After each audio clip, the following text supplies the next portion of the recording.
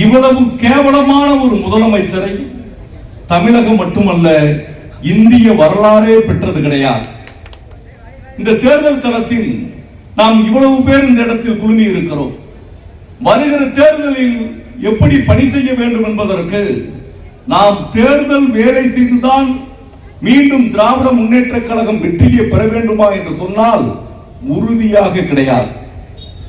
இடிப்பாரா இல்ல ஏமரா மன்னன் கெடுப்பார் இல்லாவிட்டாலும் கெடும் என்பதற்கிணங்க 5% வாக்குகளை கூட பெற முடியாமல் நடிகர் விஜய் அவனும் தோத்து அவன் கட்சியும் தோத்து போகும். மக்கள் மத்தியில் ஓட்டு வாங்க முடியாது. ஒரு உலகத்தில் பிரசித்தி பெற்ற ஒரு தலைவரை பெருந்தலைவர் காமராஜர் அவர்கள் வெற்றி வாய்ப்பை இழந்திருக்கிறார்கள்.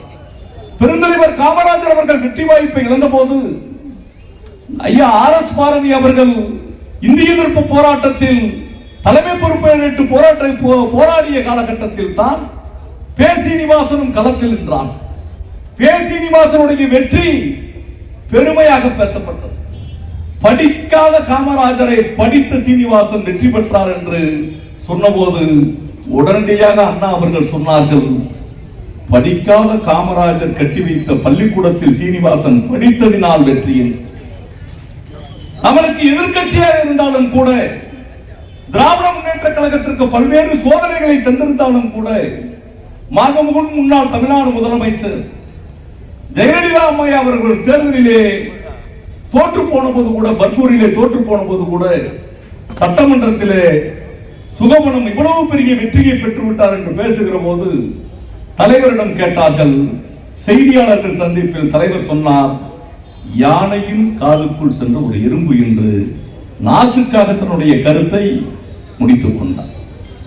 பேரறிஞர் அண்ணா அவர்கள் வெற்றி வாய்ப்பை இழக்க போது கூட எதிரில் இருக்கக்கூடிய தலைவர்கள் தமிழினுடைய மானத்தை இந்தியாவினுடைய நாடாளுமன்றத்தில் கம்பீரமாக பேசிய தமிழினத்தினுடைய தலைவன் வெற்றி வாய்ப்பை இழந்திருக்கிறார் என்றுதான் எதிர்கட்சிகள் பேசியது.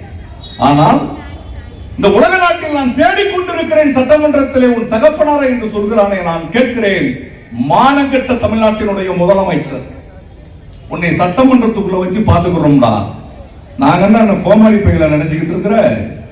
சட்டமன்றத்தை பூட்டுவானா? பூட்டினா உனக்கு எலும்பு இருக்காது, ஒட்டச்சிட்டு தான் உன்னை அனுப்பி விடுவானா. பூட்டி பாரு சட்டமன்றத்தை. யார் ஓடுனது? அரஸ்ட் பண்ணிடுவான்னு சொல்லி நைட்டோட நைட்டா நீ தான் கேரா வேண்டல. யாரை வச்சுக்கிட்டு நீ ஓடுன? கரூர்ல இருந்து. நாங்க ஒன்னும் பயந்து ஓடல. சட்டமன்றத்தில் நாங்க பயந்து ஓடணுமா? பேயடிச்சவங்க மாதிரி சட்டமன்றத்தில் உட்கார்ந்துகிட்டு இருந்தார் தமிழ்நாட்டினுடைய முதலமைச்சர். குத்து புரோட்டா போட, என்னடா குத்து புரோட்டா போட? உன்னை மாதிரி ஆயிரக்கணக்கான புரோட்டாக்களை நாங்க பார்த்திருக்கிறோம். நீ எவ்வளவு கேவலமா பேசுன? என்ன விவசாய பெருங்குடி மக்களை சிஎம் சார், என்ன தேர்தல் வாக்குறுதியை நீங்கள் கொடுத்தீர்கள்? எல்லா விவசாயியும் விவசாயி தானே? 100 ஏக்கர் விவசாயம் பண்ற விவசாயி தான். 1 ஏக்கர் விவசாயம் பண்றவங்க அது என்ன 5 ஏக்கருக்கு தள்ளுபடி பண்ற, 5 நகைக்கு தள்ளுபடி பண்ற?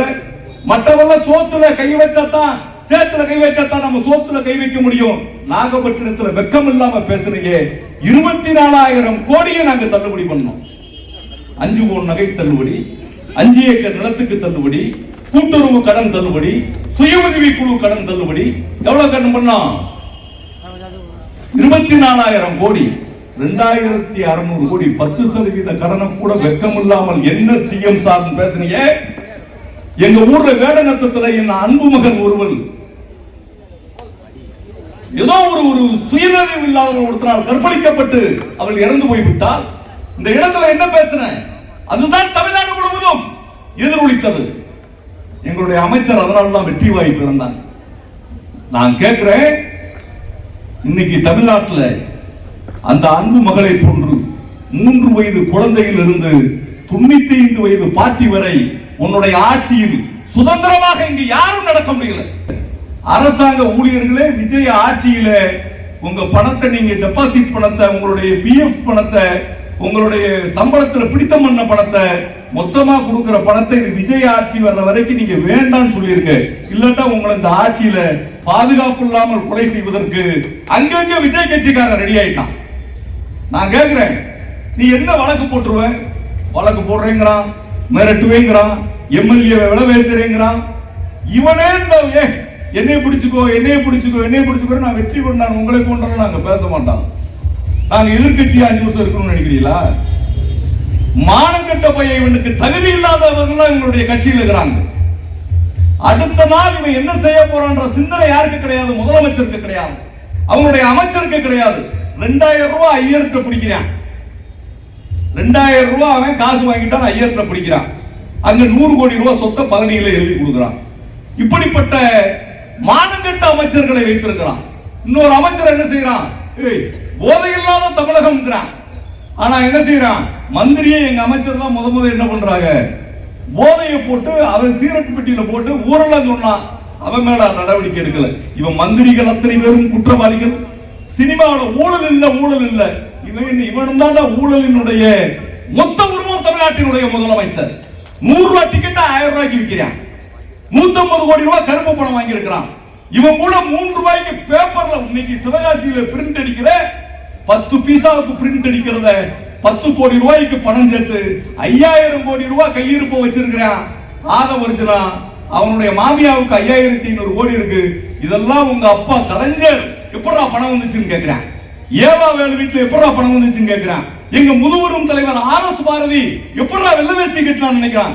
அட போடா விளக்கென்ன. செய்திகளை உடனுக்குடன் தெரிந்து கொள்ள கீழ்கண்ட கேபிள் மற்றும் டிடிஎச் நெட்வொர்க்குகளில் எம்நாடு செய்தி தொலைக்காட்சியை காணுங்கள். பாதகம் செய்பவரை கண்டால் நாம் பயம் கொள்ளலாகாது பாப்பா. மோதி மிதித்து விடு பாப்பா, அவர் முகத்தில் உமிழ்ந்து விடு பாப்பா. அண்மை செய்திகளை உடனுக்குடன் தெரிந்து கொள்ள இணைந்திருங்கள் எம்நாடு தொலைக்காட்சியுடன்.